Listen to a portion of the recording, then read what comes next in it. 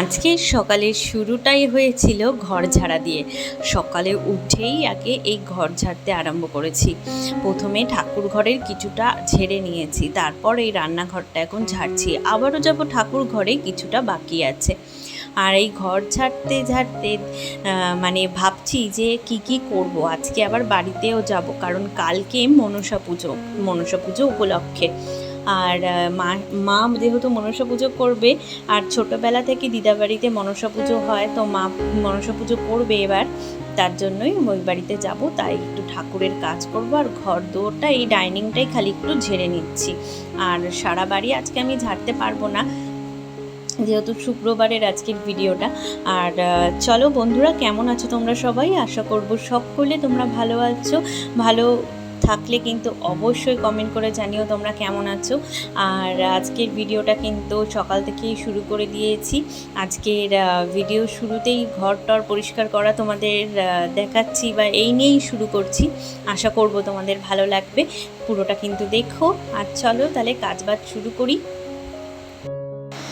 এত ঝুল হয়েছে ঠাকুর ঘরে, আর ঝুলগুলো একদম কালো হয়ে রয়েছে। সেইগুলো ঝাড়লাম, আর একটা ঝাড়ু দিয়ে এই দরজার কাছে ঝেড়ে নিলাম, কারণ ঠাকুরের ওদিক থেকে তো ঝুল ঝাড়া যায় না। তার একটা ঝুল ঝাড়ুনি আছে ছোট, তো সেটা দিয়ে ঝাড়িয়ে ওগুলো ওই দিয়েই করেছি। আর ঠাকুর ঘরটা একদম নোংরা হয়ে আছে, তাই আজকে ঠাকুর ঘরটা পরিষ্কার করব।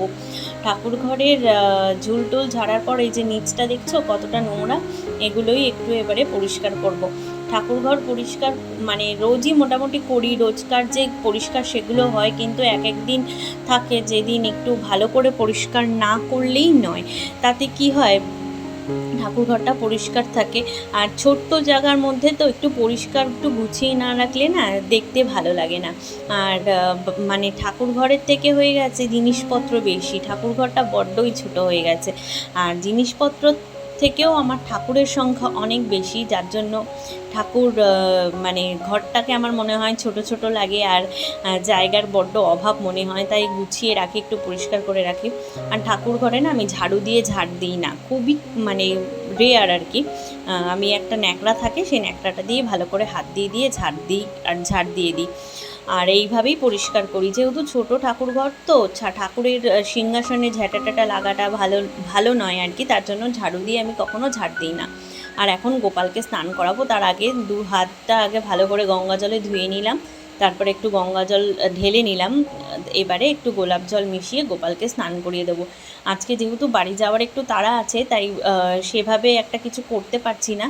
অল্পর মধ্যেই গোপালকে স্নান করিয়ে দেবো। আর কালকের ফুল টুলগুলো কিচ্ছু নামানো হয়েছিল না, সেগুলোকে এবারে নামিয়ে নেব। ঠাকুরঘরটা মোটামুটি পরিষ্কারই আছে, সেভাবে ডিপ ক্লিন করার প্রয়োজন পড়ে না, যেহেতু প্রত্যেক দিন আমি খুব সুন্দরভাবে পরিষ্কার করি, তার জন্য খুব একটা বেশি ডিপ ক্লিন করার প্রয়োজন আমার পড়ে না। আর গোপালকে এখন স্নান দিয়ে নিচ্ছি। সকাল সকাল স্নান করিয়ে গোপালকে রেডি করিয়ে সমস্ত কিছু রেডি করে যাব, মাকে বলে যাব খালি দুপুরে পুজোটা দিয়ে নিতে। তাই গোপালকে স্নানটা দিয়ে নিলাম, আর প্রত্যেক দিনই আমি গোপালকে স্নান দিয়ে নিই।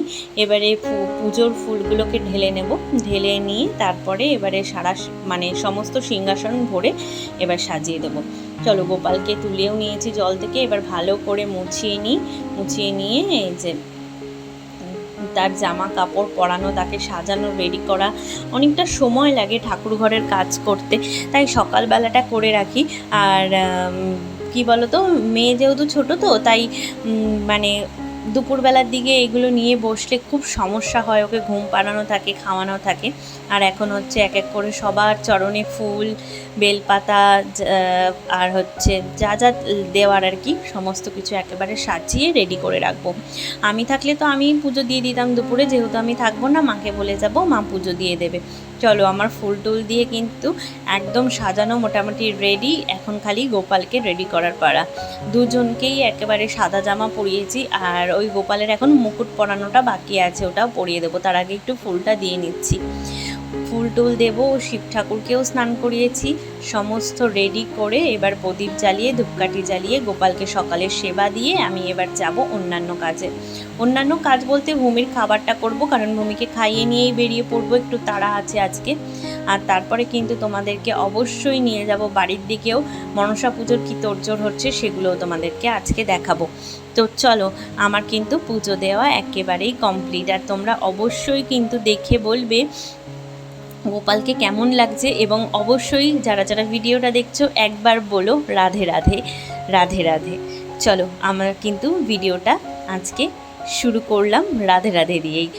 চলো, আমার গোপালকে কেমন লাগছে তোমরা অবশ্যই কমেন্ট করে জানিও। আমার তো খুব প্রীতি লাগে সব সময় গোপালকে, সব গোপালকেই কিন্তু সাজলে সুন্দর লাগে।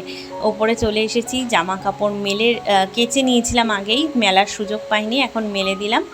আর তারপর খুব তাড়াহুড়ো ছিল, ওর বাবা খুব তাড়াহুড়ো করছিল, ওর বাবাকে একটা সময়ের মধ্যে স্কুল যেতে হবে, যেহেতু কালকে ওর বাবা স্কুল যেতে পারবে না, তার জন্যই। তারপরের দিন আমার রবিবার, তাই আজকে আমাদেরকে বাড়ি দিয়ে ওইক্ষুনি আর কি স্কুলে বেরিয়ে যাবে। খুব তাড়াহুড়োর মধ্যে আর ভিডিও করতে পারিনি, তাই বেরিয়ে পড়লাম। আর এই রাস্তাটা দিয়ে যাচ্ছে, এখানে কিন্তু এটা মনসা পাড়া আর কি। আর এই যে চলে এসেছি এবার ঠাকুর নিতে। ওর বাবা স্কুল থেকে আসার পর আমরা এই যে এই কুমোরটুলিতে এসেছি ঠাকুর নিতে। আর এখানে কত ধরনের ঠাকুর, গণেশ চতুর্থীর জন্য গণেশ ঠাকুর, একটা পুজোর জন্য গণেশ ঠাকুর, দুর্গা পুজোর আর কি। তো দুর্গা পুজোর জন্য গণেশ ঠাকুর, ওদিকে মা দুর্গা, এদিকে এই যে আমাদের ঠাকুরটা এখন বার করছে। তারপর তোমাদেরকে আরও ঠাকুর ঘুরে দেখাবো। এখানে ছোট ছোট মা কালীর মূর্তিতে ভর্তি, মনসা ঠাকুরের মূর্তিতে ভর্তি। ওর বাবা আর হচ্ছে যিনি বানান ঠাকুর আর কি, মেন যে তিনি ধরে হচ্ছে ঠাকুরটাকে এই যে টোটোর মধ্যে বসিয়ে দিচ্ছে। একদম টোটোতে আনা মানে একদম টায়ে টায়ে ঠাকুর, তো তাতে একটু অসুবিধা হয়নি। আর মামামকেও নিয়ে গেছিলাম, খুব আনন্দ করে কিন্তু মাকে বাড়ি নিয়ে যাব, খুব আনন্দ হচ্ছে। বাবা, আমি, ও আমার মেয়ে, আমার হাজব্যান্ড সবাই মিলে এসেছি ঠাকুর নিতে, তো খুব ভালো লাগছে। আর তোমাদেরকে আরও কিছু ঠাকুর এখন দেখাই, দাঁড়াও। আর এই দেখো কত ধরনের ঠাকুর, কি ভালো লাগছে। এই প্রথম আমি কিন্তু ঠাকুর বানাই যেখানে সেখানে আসলাম। তো চলো বন্ধুরা, আজকে এই পর্যন্তই থাকলো, অন্য একটা ভিডিওতে খুব তাড়াতাড়ি দেখা হবে। তোমরা ভালো থেকো, সুস্থ থেকো।